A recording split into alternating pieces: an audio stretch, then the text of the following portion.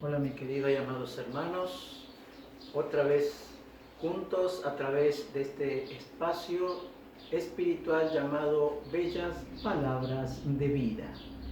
Estamos considerando el Salmo del Penitente, el Salmo 51.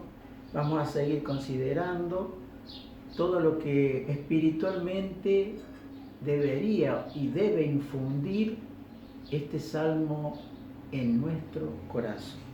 Habíamos hablado un poco de lo que era el complejo de culpa, de qué manera muchas veces al no tener el conocimiento elemental de la misericordia del Señor, se pueden llegar a cometer graves errores con respecto a ese cargo de culpa, a esa idea supuesta o falsa que puede estar en nuestros corazones. Por eso la palabra del Señor es la que pone luz sobre todas estas cosas, ¿no?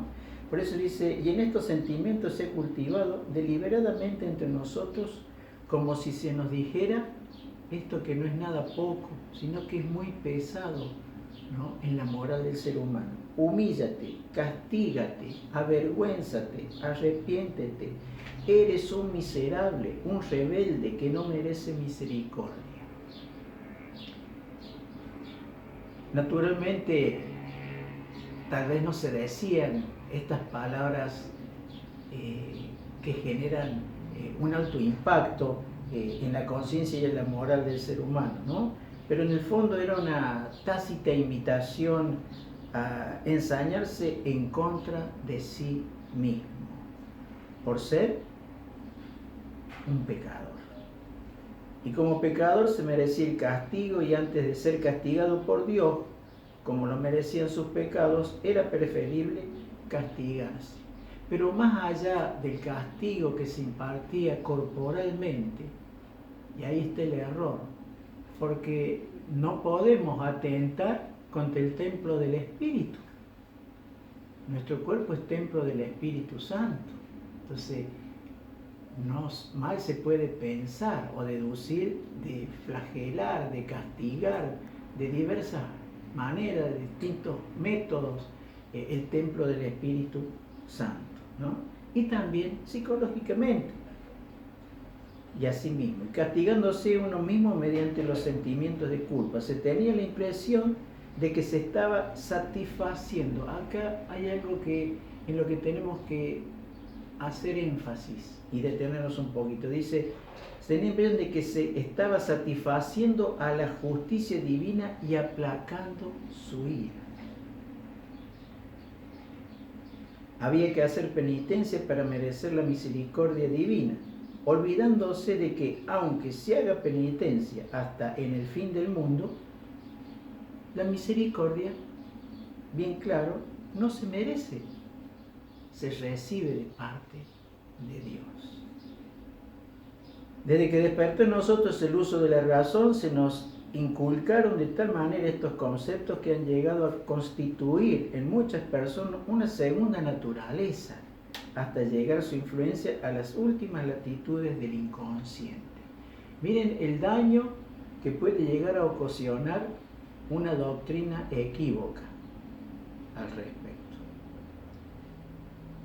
Y así se ha ceñido, dice, nuestra cabeza con una corona de hostilidad. Y toda esta obra demoledora se hacía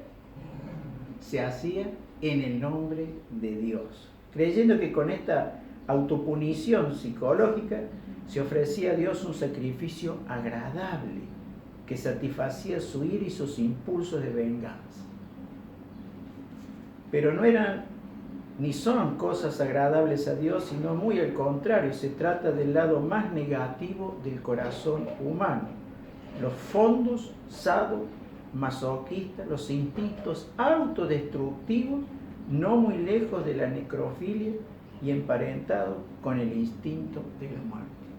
Qué tremendo, ¿no? Qué tremendo esta triste realidad que llevó a muchos hermanos a enfermarse psicológicamente, quedaron atrapados, encarcelados, ¿no?, en su subconsciente, en su conciencia, con este criterio equívoco.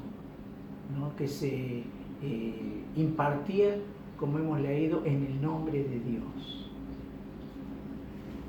Hoy en día, por ejemplo, se estila o se mal acostumbra cuando se llevan a cabo las peregrinaciones o las procesiones en devoción de un santo, de la Virgen, ¿no es cierto?, que las personas acostumbran lastimar su cuerpo. Muchos van arrastrándose con sus codos y ofreciendo, digamos así, ese sacrificio por haber recibido una gracia, una bendición.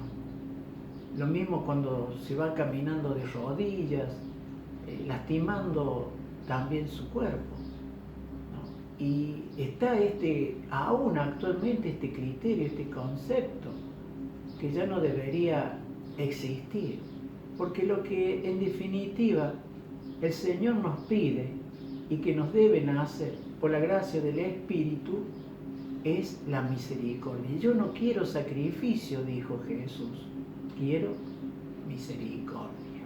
Entonces ahí vemos la sustancial diferencia que hay entre los conceptos de la falsa doctrina con la simple, sencilla, verdadera y auténtica doctrina que nos ha dejado Jesús. Dice: en el fondo, pues, de estos complejos de culpa, deliberadamente inculcados y cultivados en la base de esta actitud autodestructiva, palpita, y esto es lo más grave, una teología profundamente desenfocada. Una teología profundamente desenfocada. Es decir, satisfacer la justicia divina y calmar los impulsos vengativos de Dios. ¿Cuál Dios? ¿Cuál Dios? Un Dios vengativo, un Dios sanguinario y cruel. ¿De dónde salió ese Dios? Es un Dios a quien hay que aplacar con penitencia y con castigos mentales en contra de sí mismo. ¿De qué monte? ¿De qué selva salió ese Dios? Del Sinaí. El verdadero Dios nunca fue vengativo. Fueron los hombres los que proyectaron en Dios sus bajos impulsos. Entonces, cuando la gracia y el poder del Espíritu ilumina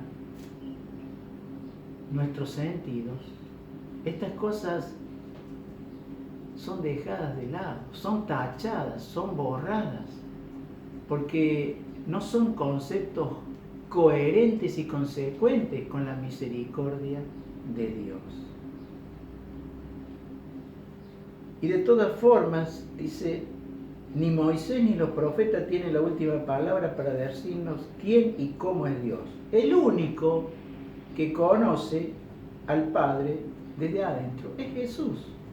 Es el único que viene de Dios, solo Él tiene la autoridad moral y categoría de testigo para decirnos quién y cómo es el Padre. El Padre está en mí y yo en el Padre. Y ahí vemos a Jesús, ahí vemos a Cristo en los Evangelios, de qué manera tan sencilla, tan simple, ¿no? Dice, inventando cuentitos y comparaciones y parábolas para decirnos que en fin de cuentas Dios no es nada de lo que se nos ha o que se ha metido en la cabeza, sino que es muy al contrario. Es ternura, es cariño, es perdón incondicional, amor eterno y gratuito. ¿Qué Dios es? Como el Papá más querido y amante de la tierra, que para Él perdonar, ¿saben qué consiste el perdón de Dios? En una fiesta, en una fiesta.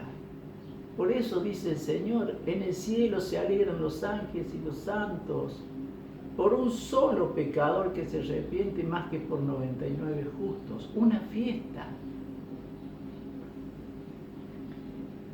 Y después agrega, y que los más frágiles y quebradizos, aquellos que tienen la historia más infeliz en el terreno moral, y los últimos, esos son los que se llevan las preferencias del Tata Dios.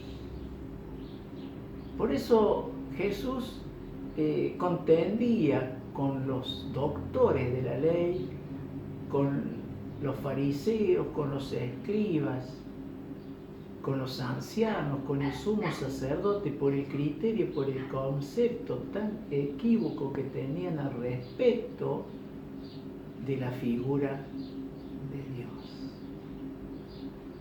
Por eso a nosotros, mis queridos llamados hermanos, nos toca, y es nuestra responsabilidad como creyentes, llevar este mensaje. ¿Llevar este mensaje a quién? Al hermano, a la hermana, al que ha caído, al que ha pecado, en la misma actitud con la que se mostró Jesús, aún con el más vil pecador. Por eso Jesús le decía a estos que creían tener a Dios en su bolsillo, ellos eran los dueños de Dios. Su doctrina era la que valía, la que vale, no hay otra por encima de esa. Pero Jesús les quería enseñar de que estaban muy equivocados, que sus criterios distaban como de la tierra al cielo y del oriente al occidente. Por eso es importante de que esa actitud del mismo Cristo sea la que imitemos nosotros, en una actitud de corregir al hermano, de corregir a la hermana con actos de misericordia. Entonces, le pidamos la gracia al Señor para que en el Espíritu Santo podamos concebir ese criterio en lo íntimo de nuestro corazón y ser verdaderos testigos de Jesús.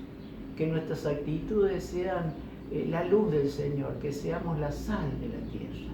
Mis queridos y amados hermanos, les invito a que sigan considerando este salmo y que saquen sus propios criterios e ideas. Nos estaremos encontrando en el próximo programa. Paz y bien, bendiciones para ustedes.